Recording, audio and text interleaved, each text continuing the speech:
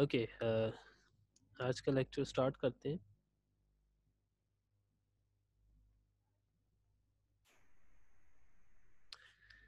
आज का हमारा आर्टिकल है the relativity of simultaneity. Now, relativity of simultaneity was the core of Einstein's special theory of relativity. जब Einstein अपनी theory में रिलेटिविटी की बात करता है कि events are relative to observer, तो सवाल ये पैदा होता है कौन से इवेंट्स, टेम्पोरल इवेंट्स या स्पेशल इवेंट्स या किस तरह से। अब ये बंद कर दो।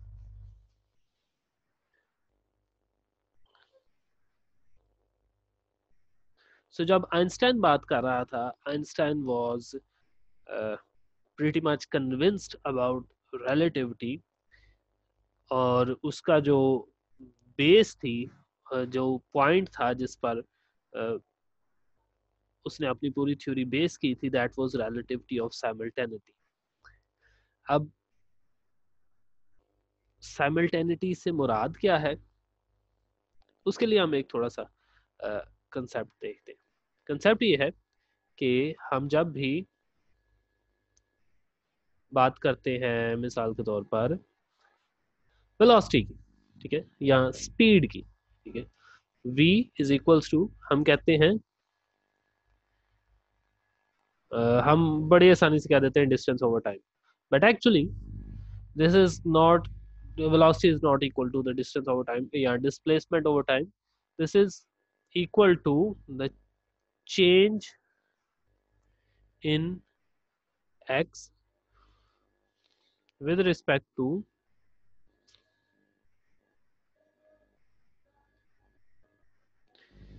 change in t. So basically velocity is equals to change in displacement over change in time, जिसको हम delta x by delta T से जाहिर करते हैं, और हम कहते हैं कि अगर वो चेंज बहुत स्मॉल ले लें, limiting to delta T approaches to zero, then velocity is basically the first derivative of displacement with respect to time. ठीक है, बात मान ली, ये मैथमेटिकली तो है, हमें ये बात समझ आती है। इस बात का फिजिकल मीनिंग क्या है? इस बात का फिजिकल मीनिंग ये है,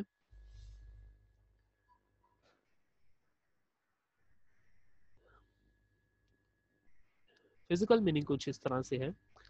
विशुअल, अगर आपके पास एक फॉर एग्जांपल एक स्पीड कैमरा है, and there is a car going around with this some velocity, say okay, velocity कह लेते हैं v. Now you are standing right here, and you do have a speed camera. यहाँ आपके पास speed camera नहीं है, आपके पास सिर्फ एक बायनोकुलर्स है, मतलब एक दूरबीन है जिससे आप प्रिसाइसली देख सकते हैं कि इस वक्त गाड़ी कहाँ पर मौजूद है या कहाँ से मूव कर रही है। तो अगर आपसे पूछा जाए कि स्पीड कितनी है गाड़ी की, तो आप कभी भी गाड़ी की स्पीड नहीं बता सकते अगर आप गाड़ी की पोजीशन सिर्फ एक पॉइंट पर देखेंगे। सो अगर आपको गाड़ी की स्पीड फाइंड आउट करनी है, आपको एटलीस्ट 2 पॉइंट्स देखने पड़ेंगे, 2 पॉइंट्स ऑफ इट्स पोजीशन, ठीक है। सो अगर यहाँ पर मैं कहता हूँ कि जी एक सड़क पर ड्रोन हो, ठीक है, for example this is the road length, और यहाँ पर बने हुए हैं माइलस्टोन बने हुए हैं, ठीक है, यहाँ पर एक माइलस्टोन बना है, फिर एक यहाँ पर माइलस्टोन बना है, और फिर यहाँ पर माइलस्टोन बना है। सो आप क्या कर सकते हैं, आपके पास बाइनोकुलर्स है, आप इन माइलस्टोन्स की रीडिंग ले सकते हैं। फॉर एग्जांपल इस पे लिखा है जी फैसलाबाद 10 किलोमीटर्स, फर्ज कर लिए, और इस पर लिखा है फैसलाबाद 9 किलोमीटर्स, ठीक है। सो ये आपको पता चल जाएगा कि यहाँ से लेके आपको पता चल जाएगा कि यहाँ से लेके यहाँ तक का फासला जो है वो 1 किलोमीटर। ठीक है, कैसे हमें पता कि दोनों की रीडिंग नाप ली, तो हमने क्या किया कि हम क्या करते हैं, फाइनल में से इनिशियल माइनस कर देते हैं। सो एक 10 किलोमीटर वाली है माइलस्टोन है और दूसरा 9 किलोमीटर वाला माइलस्टोन है। सो आपको पता है कि 10 - 9 = 1 किलोमीटर, तो आपको पता है यहाँ से यहाँ तक का डिस्टेंस 1 किलोमीटर हो गया। तो अब आप क्या करेंगे कि आप इस गाड़ी को चलता जाने देंगे। जब ये गाड़ी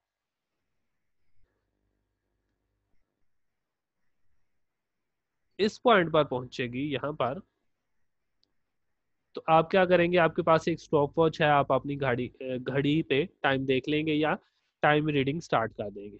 और फिर दूसरी बार जब ये गाड़ी यहाँ पर आएगी, आप तब टाइम नोट कर लेंगे। और फर्ज कर लेते हैं कि इस दौरान जो टाइम गुजरा, टाइम वॉज, फर्ज कर लेते हैं 1 मिनट। ठीक है, टाइम गुजरा 1 मिनट। सो अब आप फाइंड आउट कर सकते हैं कि स्पीड गाड़ी की कितनी है। ऑब्वियसली इससे आपको एवरेज स्पीड मिलेगी। लेकिन ये एग्जांपल डिस्कस करने का मतलब क्या है, एग्जांपल डिस्कस करने का मतलब ये है कि whenever you need to find the information about the information about the motion of any particle, you have to consider at least 2 points. Okay, so किसी भी तरह की मोशन जब आपने स्टडी करनी है, एटलीस्ट आपको 2 पॉइंट्स चाहिए। सिमिलरली जब आइंस्टाइन ने ये बात की कि फिजिकल लॉज आर रिलेटिव, मतलब जो हमारे पास फिजिकल क्वांटिटीज होती हैं, for example length and for example time, these are not absolute quantities, बल्कि ये रिलेटिव टू ऑब्जर्वर होती हैं। मतलब कौन पैमाइश कर रहा है उस पर डिपेंड करता है, और जो पैमाइश कर रहा है उसकी अपनी मोशन बीच में काउंट होती है या नहीं, मतलब वो रेस्ट पर है या मूव कर रहा है वगैरह। इससे उसकी ऑब्जर्वेशन पर फर्क पड़ेगा। ठीक है, तो अगर हम एक ही इवेंट नापते हैं तो फिर उसमें हमारे पास मुश्किल पेश आती है। ठीक है, सो आइंस्टाइन ने क्या कहा, आइंस्टाइन ने कहा कि आप दो इवेंट्स नापे।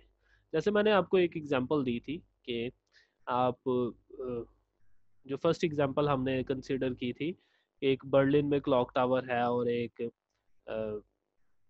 ज्यूरिक में क्लॉक टावर है, और उनके दरमियान आप कंपैरिजन करते हैं कि कौन सा क्लॉक टावर जो है वो क्या वो सिंक्रोनस है या कोई एक फास्ट रन कर रहा है उस किसी एक क्लॉक टावर का क्लॉक, और दूसरा स्लो रन कर रहा है। तो उसके लिए हमें कम से कम हमने दो क्लॉक टावर्स लिए थे।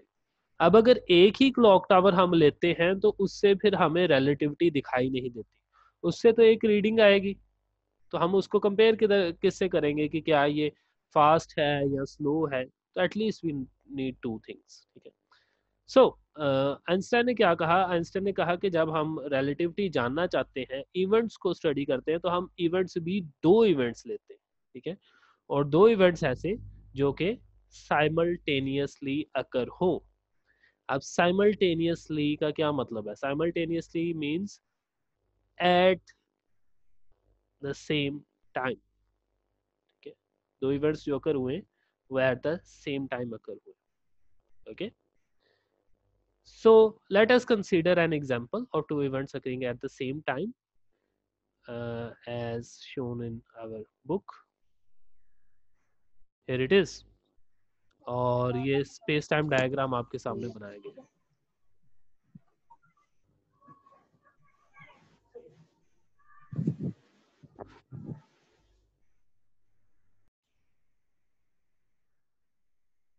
सो ये है स्पेस टाइम डायग्राम।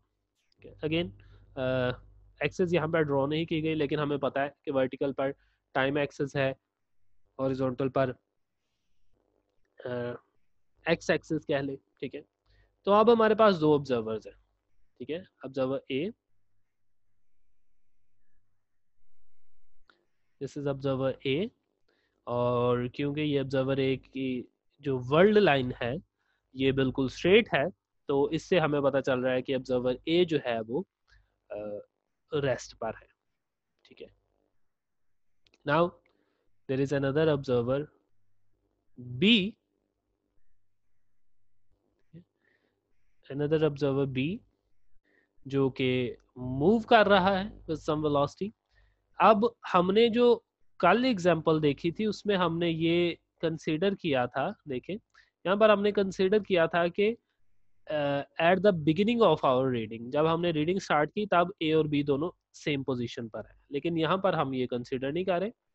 हम कह रहे हैं कि ए और बी दोनों सेम पोजीशन पर नहीं है, बल्कि बी लेफ्ट साइड से ए की तरफ को मूव कर रहा है, और कुछ वक्त के बाद बी और ए सेम पोजीशन पर होंगे, लेकिन बी यहाँ पर स्टॉप नहीं करेगा, बी अवे मूव करने लग पड़ेगा ए से।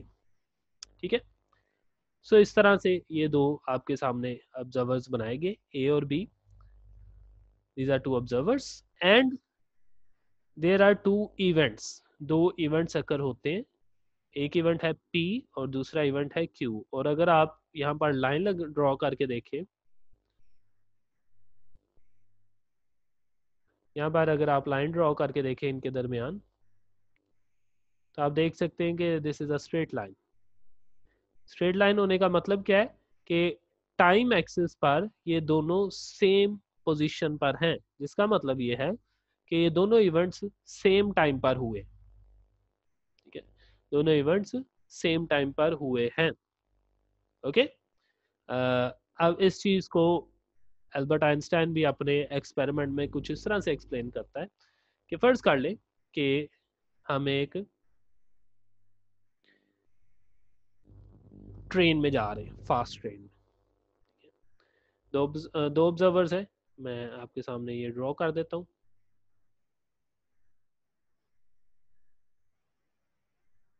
So let us see this.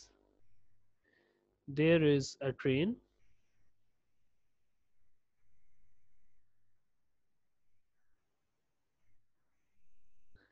moving with some velocity, say v,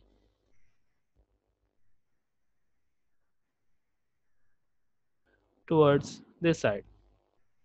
ठीक है, और एक और ऑब्जर्वर भी है यहाँ पर, जो कि बिल्कुल यहाँ पर मौजूद है, जहाँ पर ट्रेन सेंटर्ड है, ये कह लें, फर्ज कर लें। ठीक है, लेकिन ये ऑब्जर्वर कहीं नहीं जा रहा, सो इसकी वेलोसिटी जो है वो v is equals to 0। Okay, अब तूफानी रात है और बिजली चमक रही है, थंडरबोल्ट्स। ठीक है, दो थंडरबोल्ट्स एग्जैक्टली सेम टाइम पर ग्राउंड को हिट किए। ठीक है, एक थंडरबोल्ट हो गया, फर्ज कर लें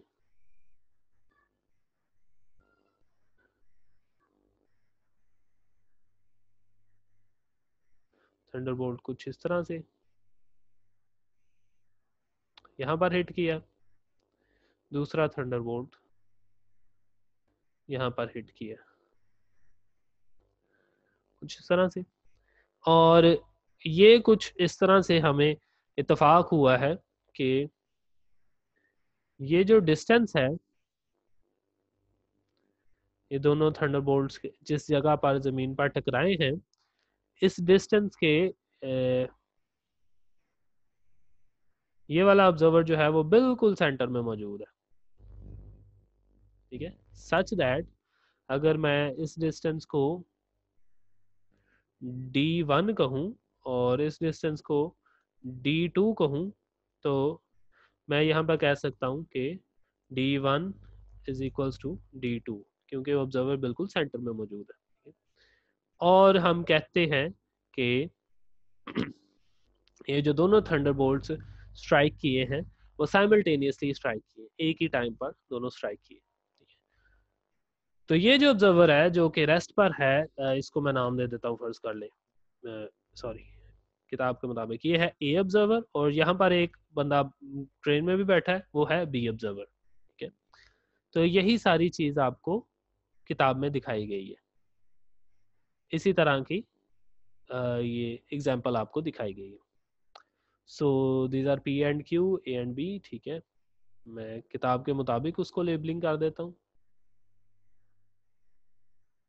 वो जो ये वाला है, this is P and this is Q. अब हुआ क्या कि ये मैंने एग्जांपल वैसे दे दी, इसमें आपको लाइट रे खुद फायर करने की ज़रूरत नहीं है। यानी हाँ, आप कोई और भी एग्जांपल देख सकते हैं। चलो फर्ज कर लेते हैं कि कोई ऐसा सोर्स हो जिसमें लाइट रे एमिट ना हो रही हो। थंडरबोल्ट तो अपनी लाइट एमिट करेगा। सो हमने कहा था कि अगर मुझे किसी चीज़ को लोकेट करना है with in a space time diagram, मैं क्या करूँगा कि मैं एक लाइट रे फायर करूँगा, ठीक है। सो किया क्या कि चले आप लोअर हाफ को अगर ना भी देखें,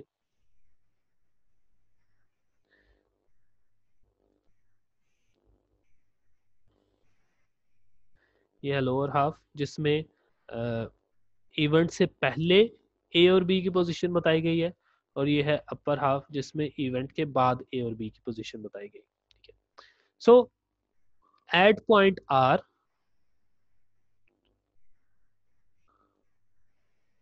eight point R B emits a light ray towards Q, okay, and at point S B emits a light ray towards P.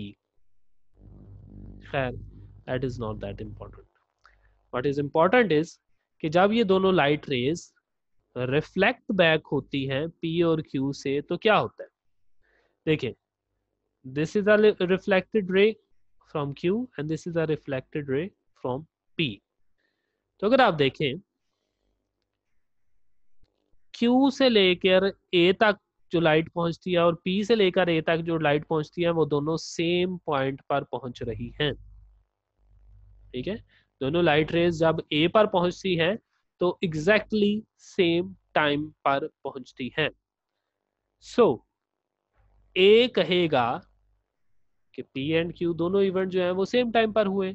सो अगर मैं वही थंडरबोल्ट्स वाली एग्जांपल लूं, तो जो स्टेशनरी ऑब्जर्वर है वो कहेगा कि वाओ, दो थंडरबोल्ट्स जमीन पर बिल्कुल सेम टाइम पर हुए हैं, ठीक है। लेकिन जो बी ऑब्जर्वर है जो कि मूव कर रहा है विद सम वेलोसिटी, अगर आप इस डायग्राम को ही देखें तो Q से जो लाइट रे है वो एट पॉइंट U B पर रिसीव हो जाती है, जबकि P से जो लाइट रे है वो B पर रिसीव होती है एट पॉइंट V। सो अगर आप देखें तो ये U and V are not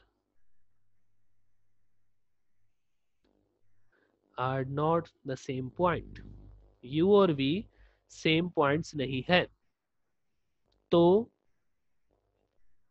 B के लिए जो सिग्नल्स रिसीव हुए हैं वो सेम टाइम पर रिसीव नहीं हुए। सो B would argue that it is not correct। Q has occurred prior to P। B कहेगा कि Q इवेंट जो है वो P से पहले हो चुका था, P तो बाद में हुआ है। सो इससे हमें इस एक्सपेरिमेंट से पता क्या चला कि बेसिकली दो साइमल्टेनियस इवेंट्स जो हैं, मतलब साइमल्टेनियस मतलब जो कि सेम टाइम पर हुए हों, वो इवेंट्स एक मूविंग ऑब्जर्वर को हो सकता है कि साइमल्टेनियस नजर ना आए, बल्कि ऐसा होता है।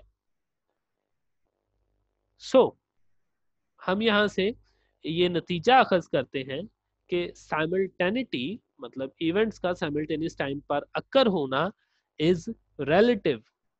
रिलेटिव से मुराद है कि ये डिपेंड करता है कि कौन सा ऑब्जर्वर मेजर कर रहा है। अगर हम कहेंगे जी दोनों इवेंट्स एक ही टाइम पर हुए हैं, तो ये इंफॉर्मेशन मुकम्मल नहीं है। अगर हम ये कहें कि अकॉर्डिंग टू ऑब्जर्वर ए दोनों इवेंट्स सेम टाइम पर हुए हैं, तब ये इंफॉर्मेशन मुकम्मल है।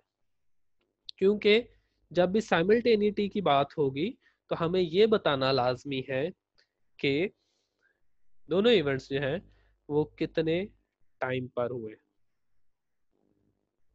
Okay, so this is simultaneity. और ये आपको वही एग्जांपल दी गई सर है। एक बात पूछनी है। जी पूछे बेटा। सर ये जो इवेंट्स हमने अकर करवाए हैं इधर पी और क्यू, सर ये ज़रूरी नहीं होता कि जो वर्ल्ड लाइन हमने इंक्लूड करवाई है ए और बी ऑब्जर्वर के लिए इनके ऊपर ही अकर करें, जैसा कि हमने पीछे जो रडार फार्मूला पढ़ा था उसमें ऐसे ही एक इवेंट लिया था। अच्छा पिछला वाला देख लेते हैं, ये वाला या ये वाला। जी ठीक है, ये तस्वीर सर देख इससे लेते हैं। ऊपर। ऊपर आए, ये वाली,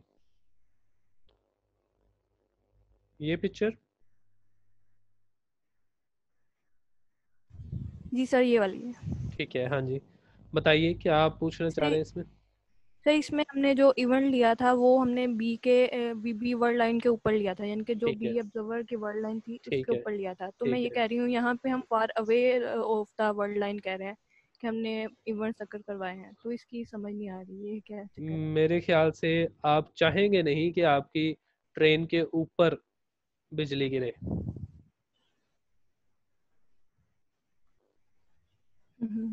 ठीक है, जी सर।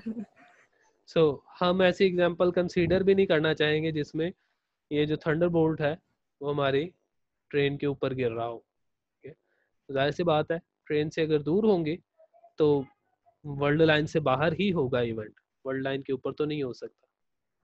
ठीक है, वो जो एग्जांपल ली थी वो एग्जांपल आप इस तरह से कंसीडर कर सकते हैं कि ट्रेन के अंदर एक टॉर्च मौजूद है, फिर आप वर्ल्ड लाइन पे ड्रॉ कर सकते हैं। ठीक है, लेकिन ये जो एग्जांपल दी है इसमें हमने कंसीडर यही किया है कि दोनों की वर्ल्ड लाइन से बाहर हो। इसकी वजह क्या है?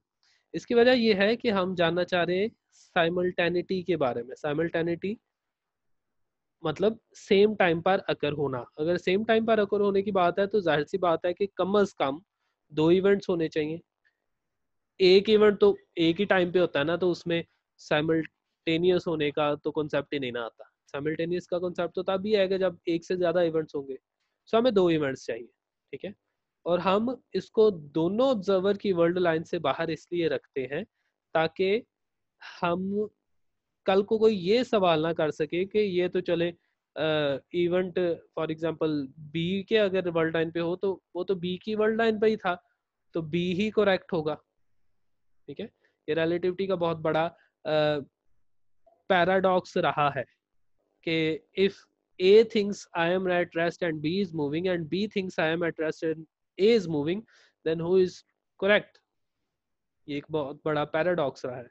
तो अगर हम बी की वर्ल्ड लाइन पे कोई इवेंट पुट कर देंगे तो फिर कोई इजीली आर्ग्यू कर सकता है कि क्योंकि बी के अंदर वो इवेंट हो रहा है, बी की अपनी वर्ल्ड लाइन पे इवेंट हो रहा है, तो जाहिर सी बात है बी करेक्ट होगा, ए को गलती लग रही है। ठीक है, ये कोई भी आर्ग्यू कर सकता है। What we are trying to prove here is that relativity सिर्फ किसी ऑब्जर्वर की परसेप्शन पे बेस नहीं होती। मतलब बहुत सारे लोगों ने ये सवाल किया था और ये कई बार प्रपोज भी किया था कि रिलेटिविटी कोई थ्योरी नहीं है, रिलेटिविटी तो एक नज़रिया है कि चले मैं किसी चीज़ के करीब जा रहा हूँ तो जाहिर सी बात है मुझे वो लगेगा कि वो चीज़ जो है वो जल्दी हो रही है, जिस चीज़ से दूर जा रहा हूँ मुझे लगेगा वो चीज़ देर से हो रही है। तो ये तो एक नज़रिया है, इसमें कोई फिजिक्स तो नहीं है। नहीं, ये लोगों ने बहुत सारा आर्ग्यू किया, लेकिन हमें आगे चल के पता चला कि एक्सपेरिमेंटली पता चला कि ये सिर्फ नज़रिया नहीं है, ये एक्चुअली फिजिक्स को ही चेंज कर देता है। अब इस बात का मतलब क्या है? इस बात का मतलब ये है कि एक रेस्ट वाला ऑब्जर्वर कहेगा कि जी वो दोनों थंडरबोल्ट्स गिरे तो सेम टाइम पर है। वो ट्रेन वाला एक की तरफ को जा रहा है, दूसरे एक से दूर जा रहा है, तो जैसे बात है, ट्रेन वाले को लग रहा है कि सामने वाला पहले हुआ है, पीछे वाला बाद में हुआ है, लेकिन हुए तो दोनों एक टाइम पर ही है। लेकिन जब हम ट्रेन वाले के पर्सपेक्टिव से देखते हैं तो एक्चुअली दोनों इवेंट्स डिफरेंट टाइम पर हुए हैं। This is what relativity does, कि जब हम रिलेटिविटी इंड्यूस करते हैं तो हमारी एक्चुअल यूनिवर्स की का बिहेवियर चेंज हो जाता है। ठीक है, अब इसकी मैं आपको एक बड़ी अच्छी सी मिसाल देता हूँ। ठीक है, एक बड़ी फेमस भी एग्जांपल है, जो हमारे पास क्वांटम पार्टिकल्स होते हैं, for example electrons, protons and so on. अगर हम इलेक्ट्रॉन्स की बात करें तो उनकी लाइफ जो है वो बहुत थोड़ी होती है। अगर मैं यहाँ पर सर्च कर लूँ, मुझे एग्जैक्टली पता नहीं है, life of an electron.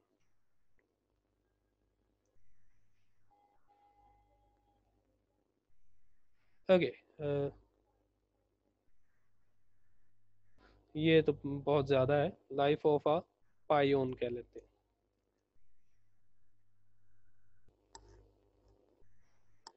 Okay, that's not,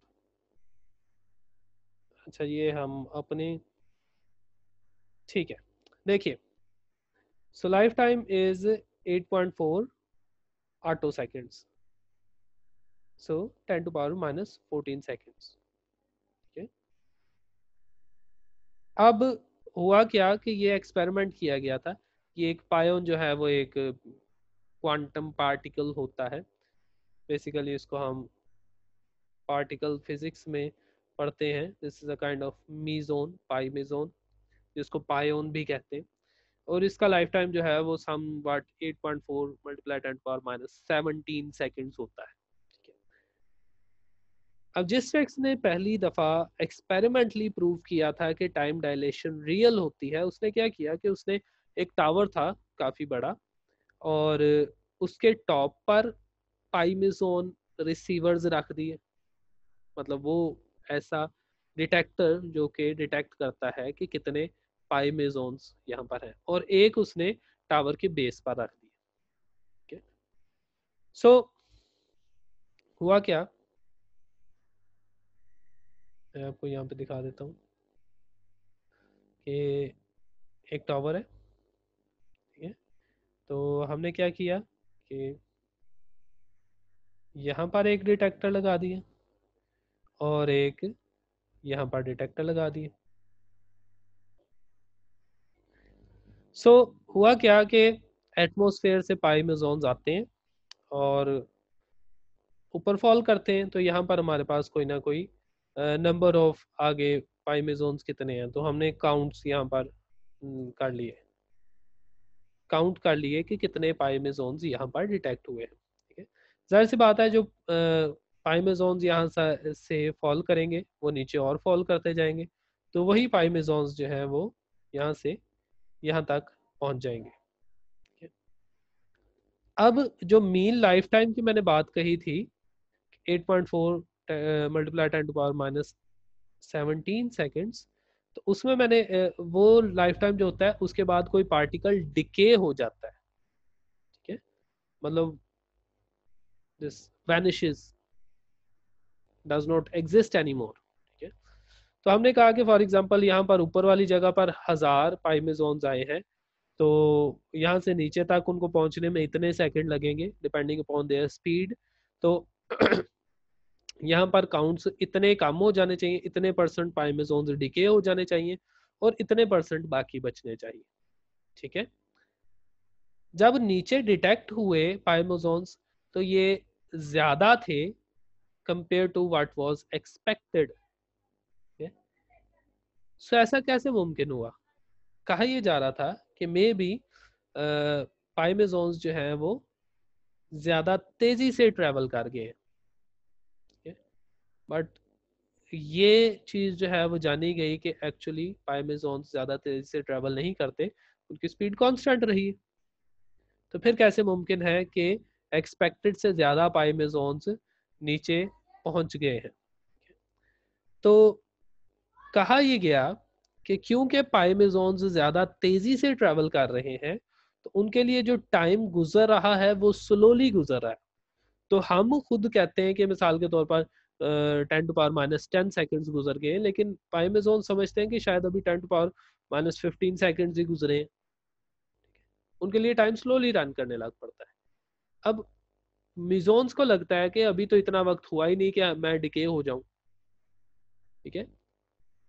ऐसा हुआ, ये एक्सपेरिमेंटली प्रूव हुआ कि बेसिकली टाइम डायलेशन होती है। अब आर्ग्यू हम ये कर रहे थे कि relativity is just a perception and not a fact, कि हम तो कह देते हैं कि जी एग्जैक्टली दोनों साइमल्टेनियसली हुए थे, वो अगले वाले को लग रहा है। इसी तरह हम कह सकते हैं कि जी पाइमेजोन्स को सिर्फ लग रहा है कि टाइम इतना नहीं गुजरा, टाइम तो गुजर चुका है। लेकिन अगर ऐसा है कि पाइमेजोन्स को सिर्फ गलती लग रही है, तो फिर उनको तो डिके हो जाना चाहिए था। अगर उनको सिर्फ गलती लग रही है, तो फिर उनकी फिजिक्स तो नहीं ना चेंज होनी चाहिए, फिजिक्स को तो अपना काम करते रहना चाहिए। अगर किसी के परसेप्शन की वजह से आ, ही ये फर्क आ रहा है, तो वो परसेप्शन अपना लेके बैठे, फिजिक्स को तो कोई फर्क नहीं पड़ना चाहिए। लेकिन एक्चुअल में पाइमेजोन्स डिके नहीं होते, जितने एक्सपेक्टेड थे उतने डिके नहीं होते। सो इससे हमें पता क्या चला कि पाइमेजोन्स को जो लग रहा था ना कि टाइम अभी इतना नहीं गुजरा, वो ठीक है, दिस इज अ फैक्ट। वो एक्चुअली उनके लिए वक्त उतना ही गुजरा है। तो फिर हम काउंटर आर्ग्यूमेंट कर सकते हैं कि अगर पाइमेजोन्स को लग रहा है कि ये ऐसे दुरुस्त है, तो क्या हमारा वक्त गलत है? तो उसका जवाब है नहीं, हमारा वक्त भी गलत नहीं है। उसका नतीजा ये निकलता है कि वक्त रिलेटिव है। जब मैं नापूंगा तो वक्त की वैल्यू मुख्तलिफ आएगी, और जब पाई में जोन नापेगा तो वक्त की वैल्यू मुख्तलिफ आएगी। ठीक है, और उससे होगा क्या कि बेसिकली हम दोनों के यूनिवर्स ही, हमारी पूरी कायनात ही डिफरेंट रेट पर, डिफरेंट स्पीड्स पर चल रही है। हमारे लिए हर चीज़ जो है वो एक ख़ास स्पीड पर हो रही है, एक ख़ास टाइम रेट पर हो रही है, जबकि पाई में जोन्स के लिए वो चीज़ जो है वो एक ख़ास स्पीड पर हो रही है। ठीक है, दीज आर डिफरेंट थिंग्स। हम इस वजह से कहते हैं कि time is relative. Similarly simultaneity is relative, कि अगर दो इवेंट्स फर्क सेम टाइम पर हुए हैं, तो एक ऑब्जर्वर कहता है कि जी दोनों इवेंट सेम टाइम पर हुए हैं, दूसरा ऑब्जर्वर कहता है कि दोनों इवेंट्स डिफरेंट टाइम्स पर हुए हैं, तो दोनों गलत नहीं है, दोनों अपना अपना रिलेटिव आर्ग्यूमेंट पेश कर रहे हैं। एंड एक्चुअली इवेंट्स रिलेटिव हो जाते हैं, इवेंट्स लाजमी नहीं सेम टाइम पर हो, इवेंट्स हर शख्स के मुताबिक डिफरेंट टाइम पर हो रहे होते हैं, and that is actually a fact that is proven by experimentation. Okay, so that's it for today. अगर कोई और क्वेश्चन हो तो आप पूछ सकते हैं।